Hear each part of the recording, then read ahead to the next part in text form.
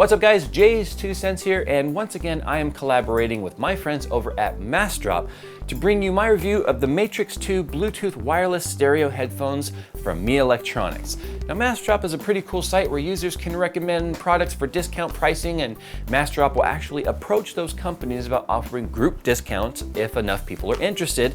And yeah, they even do PC products, and I think it's pretty damn awesome if you ask me. So be kind and check out the link in the description if you think you'd be interested in seeing what products are currently being dropped. But not like current, like literally dropped. You know what I mean.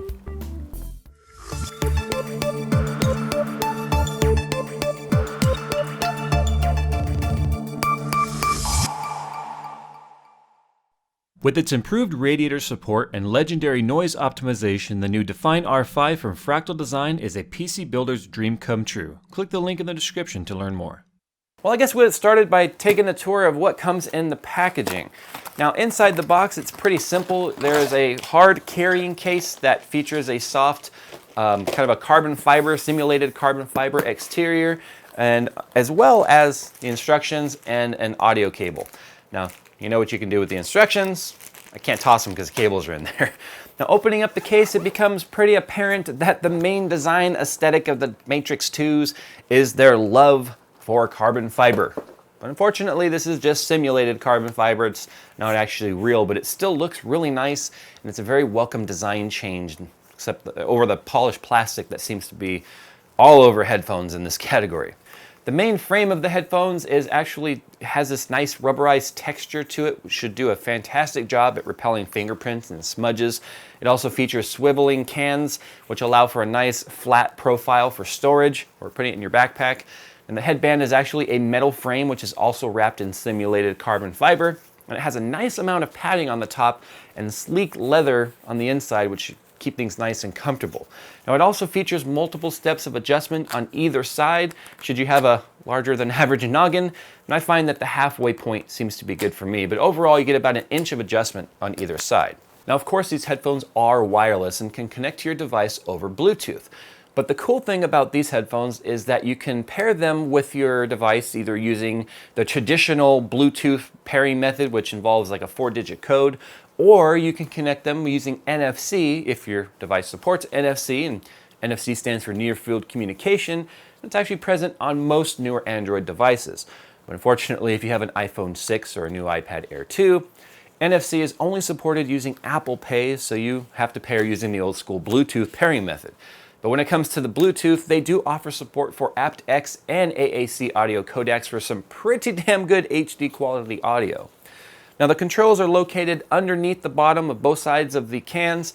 You have a volume up and down switch on the left side, and you have media controls on the right side. Play, pause, rewind, answer call, all that stuff. Now, one of the things that I do like is that it does have a jack right here, which comes in handy if you don't want to drain the battery listening to your device. And it also has a charging point on the back side of the right ear can as well. Now, the ear cups themselves are made of what I think is real leather. I'll be honest, I can't tell if it's real leather or not. It doesn't advertise that they're real leather on the box, but they sure smell like leather. But they call it their Comfort Touch ear pads. Now, I would assume they're real leather. And if they were real leather, they would want to advertise that they're real leather, but they don't, so I really don't know what they're made of. Either way, they're very comfortable and very convincing to be leather.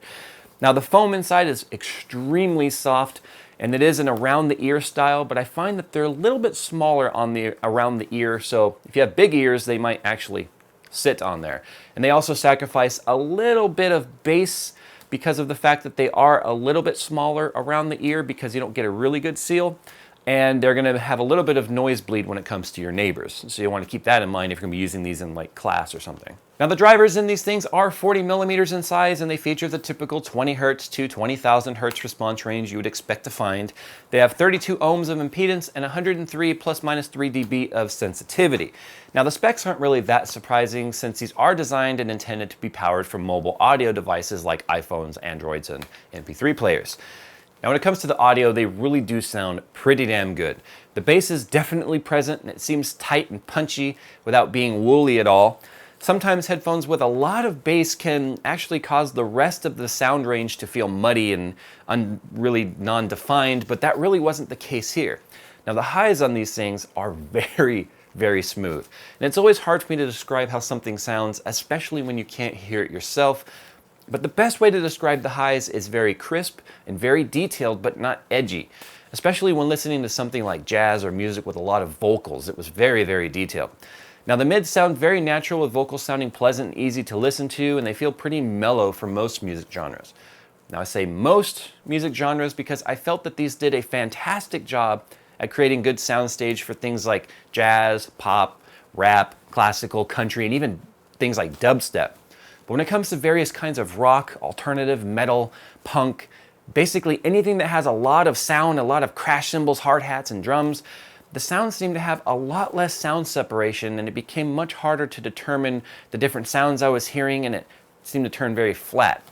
Now I know this has a lot to do with the recording style of these genres, but I at least felt it was worth noting, especially when in other instrumental pieces I could clearly define all of the different sounds, instruments, and vocals that I was hearing. But all in all, I feel that for the price, and currently coming in at about $100 before the mass drop, these are a pretty good addition to any music lover's headphone arsenal. I love how the cable on the back is actually pointing backwards instead of down, because I really hate when I turn my head and the cable rubs on my shoulder and some of that sound actually transfers into the ear can and I can hear that, and I find that to be extremely annoying. But even pointing backwards, they still don't interfere with laying my head back against my chair or my couch, and they really don't get in the way. And I also like how light they are. In fact, I wore these for about 6 hours at work while testing them out, and they never got heavier to me over time. And I also really like how the carbon fiber looks on them. I'm really a sucker for carbon fiber. You guys know in some of my mods I've used carbon fiber wrap, so I really am a sucker for the looks of these. Now the downside is the leather style ear cups can cause some sweating over time or over long listening sessions, and there really is no air circulation at all once these things are on, unlike open back headphones. I'm also disappointed that the control buttons do not work when using the audio jack only. I also noticed that when the Bluetooth is powered on and the audio jack is plugged into an iPhone, I get 2 independent audio level adjustments, one on the phone and one on the headset, both of them changing the volume of the device. But I found that when the device is not plugged in, the max volume of either used independently was no louder than when both sliders were maxed out when it was plugged in. So I don't know what kind of software logic is being used there, but I'm sure it has something to do with these not being, certified for iPod, iPhone, and iPad, and getting that stupid logo, which would have inherently caused the price of these to go up. But I digress. But guys, if you're looking for an inexpensive Bluetooth wireless headphone that sounds fantastic, doesn't require a second mortgage to get them, then the Matrix 2 Air 5s from Me Electronics is definitely worth taking a look at. Now I spent a lot of time trying to pick out any signal issues while listening over Bluetooth, and I'm pleased to say that they were very solid and comfortable to listen to. So if you want to get in on the mass drop, just head to the link down in the description where you can check out the mass drop information. Of course guys, it's entirely free, there's no charge for any of that stuff. Mass drop is actually a very worthwhile service when it comes to tech and PC lovers like us. As always guys, I want to thank you very much for watching the channel. Have a happy holidays, and I hope to see you in the next one.